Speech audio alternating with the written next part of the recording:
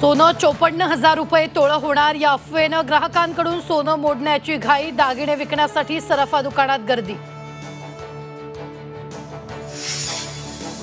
जमीन घोटाळ्यात धनंजय मुंडे समर्थक घनवटांची अडचण वाढणार, जमीन घोटाळ्या प्रकरणी सरकारकडून एसआयटीच्या नियुक्तीच्या हालचाली। मनसेची मान्यता रद्द करण्यासाठी सुप्रीम कोर्टात याचिका, परप्रांतीयाविरोधातल्या भूमिकेमुळे मनसेवर बंदी घालण्याची मागणी।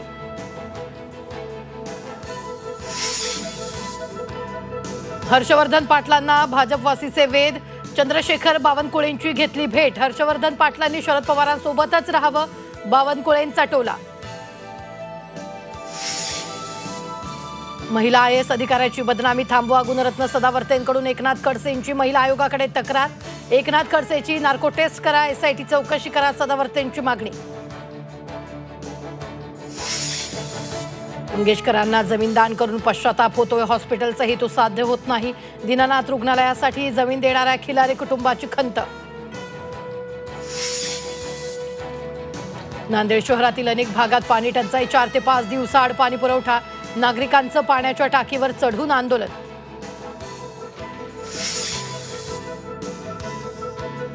पंढरपुरातील चैत्रवारीसाठी प्रशासनाकडून एआय तंत्रज्ञानाद्वारे व्यवस्थापनाची चाचपणी, भविष्यात वारीतील गर्दीवर नियंत्रण ठेवण्यासाठी एआय तंत्रज्ञान वापरणार।